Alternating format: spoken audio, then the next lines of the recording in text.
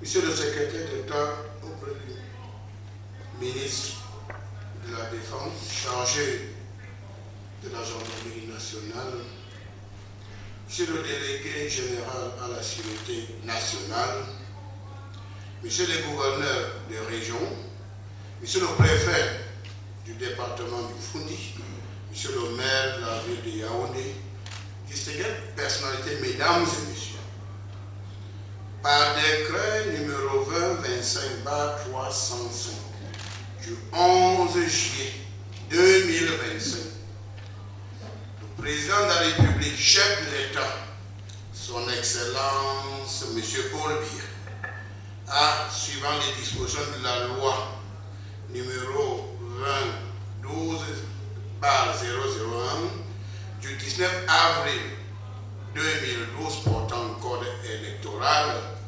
modifié et complété par la loi numéro 2012/017 du 21 décembre 2012,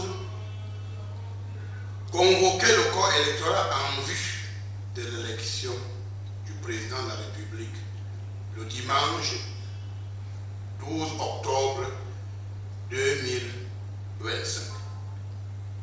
C'est un moment fort dans l'histoire de notre pays, car le peuple camerounais souverain, maître de son destin, aura une fois de plus l'occasion d'élire le président de la République. Tenant compte des enjeux importants d'une élection présidentielle, le chef de l'État, chef des armées, son Excellence M. Paul Biya, a instruit le ministre de l'administration territoriale de tenir la conférence, c'est M. le gouverneur de région, au lendemain de la convocation du corps électoral sur le thème « Le défi du maintien de l'ordre en période électorale pour un scrutin présidentiel crédible, transparent et apaisé ». Cette conférence des gouverneurs de région est donc une occasion de concertation stratégique, d'échange et de réflexion sur la situation générale de la nation à 90 jours du scrutin présidentiel. Mais avant d'y arriver, qu'il me soit permis de remercier très sincèrement Monsieur le secrétaire d'État auprès du ministre de la Défense chargé de la gendarmerie nationale et Monsieur le délégué général à la sécurité nationale qui nous font comme d'habitude l'honneur de participer à nos travaux malgré les contraintes de leurs agendas. J'aimerais également remercier Monsieur le maire de la ville de Yaoundé pour l'hospitalité de nous accueillir dans ces beaux locaux.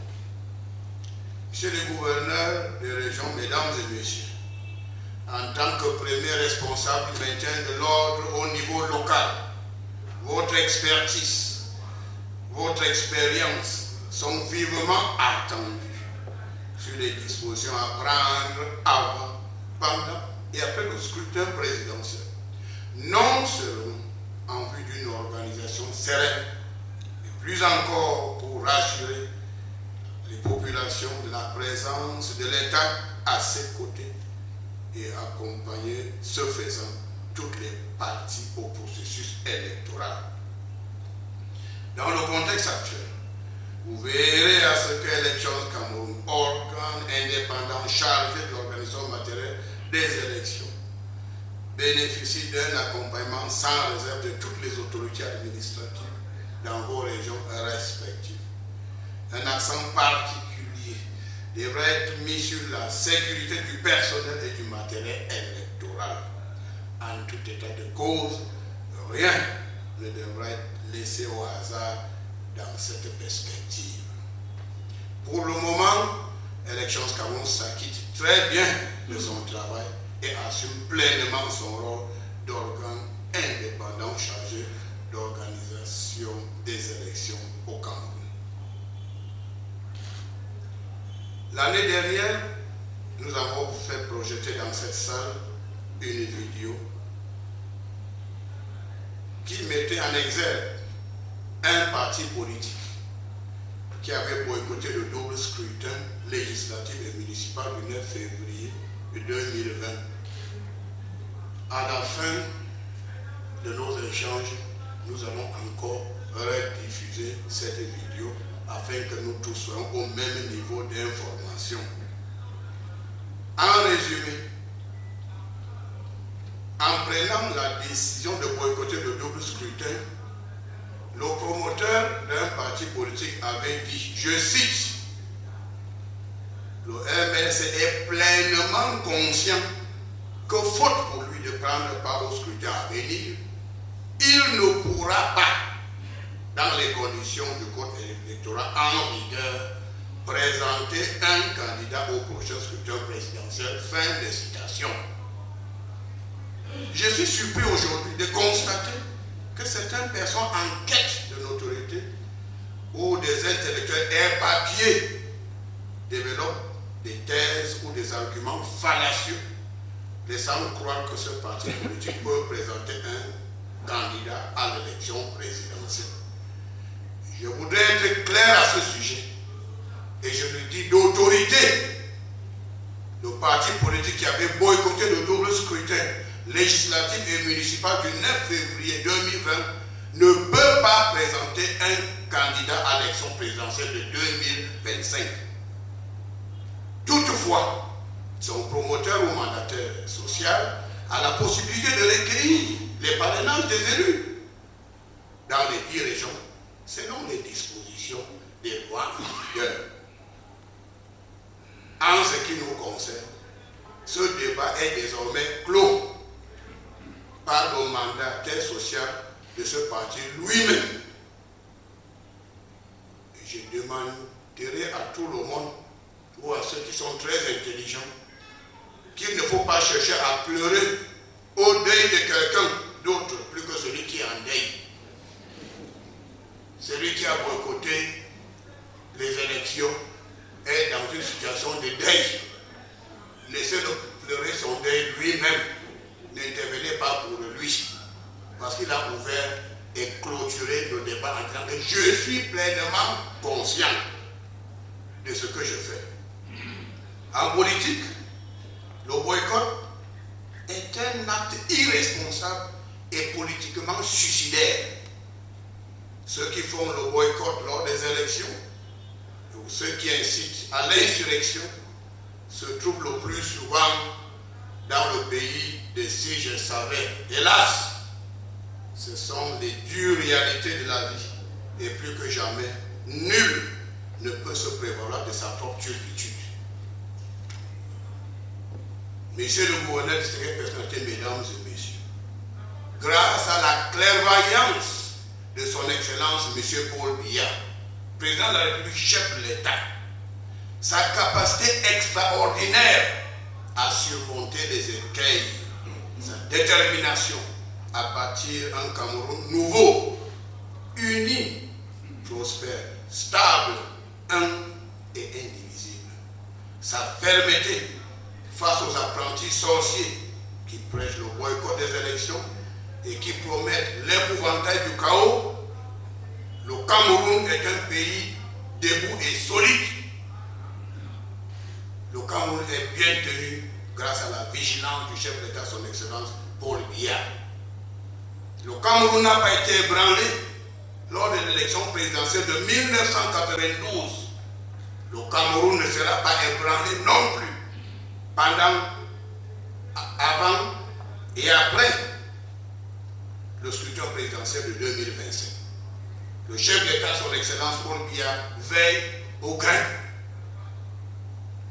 L'ordre public sera renforcé et maintenu avant, pendant et après le scrutin présidentiel.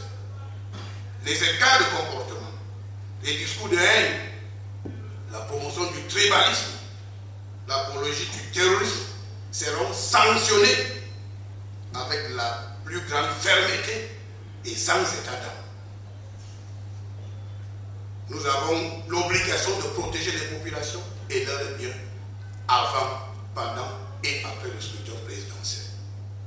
Le chef d'État, son Excellence Paul Biya, bâtisseur infatigable d'un grand État camerounais, courtisé et respecté, a donné des instructions fermes pour que le scrutin présidentiel se déroule dans les 10 régions, dans un climat de paix, de transparence, de sérénité, afin que triomphe la démocratie apaisée, paradigme cher au père de la nation, son excellence Paul Biya. Monsieur le gouverneur, distingués personnes, mesdames et messieurs, depuis un certain temps, nous avons constaté de nombreuses dérives dans les médias. Des émissions ou des débats sont organisés dans l'unique but de saboter l'action gouvernementale, tenir l'image du chef de l'État, vilipender les membres du gouvernement, prêcher la haine tribale, faire l'apologie du terrorisme et lancer des mots d'ordre irresponsables tels que les appels à l'insurrection. Ces dérives à répétition prennent des proportions inquiétantes et menacent gravement l'ordre public. C'est pour cette raison que le ministre de l'administration territoriale a invité le président du Conseil national de la communication pour une large concertation avant des sanctions qui seront désormais sévères et exemplaires. Il n'y a pas longtemps, le ministre secrétaire d'État chargé de la gendarmerie nationale et le président du CNC lui-même ont tiré la sonnette d'alarme sur ces dérives récurrentes dans les médias. Désormais, les contrevenants n'auront que leurs yeux pour pleurer. C'est le lieu pour moi de réaffirmer ici que malgré la surenchère politique de nos détracteurs, les mensonges à longueur de journée sur le fonctionnement des institutions républicaines, les informations tronquées, le Cameroun sur la conduite éclairée de son Excellence M. Paul Biya, chef d'État, est un pays debout et solide. Le Cameroun sur la conduite éclairée du président de la République est un TGV en marche. Il vaut mieux l'emprunter au risque de rester à la gare et regretter toute sa vie.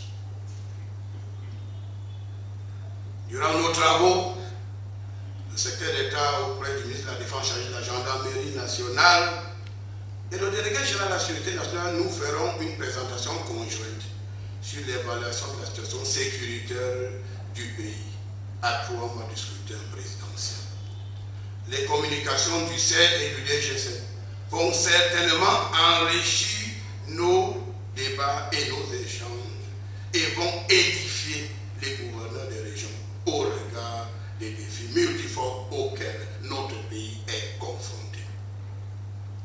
Je ne doute pas en cet instant que vous suivrez avec attention les différentes présentations du CED et du DGS. Monsieur le secrétaire d'État chargé de la gendarmerie nationale, Monsieur le délégué général de la sécurité nationale, Monsieur le gouverneur des régions, mesdames et messieurs, c'est sur cette note que je déclare ouvert les travaux de la première conférence sémestrielle des gouverneurs des régions au titre de l'année 2025, avec évidemment mes vœux de plein succès. Vive l'institution préfectorale, vive son Excellence M. Paul Biya, président de la République, chef de l'État, chef des armées, vive le Cameroun. Je vous remercie.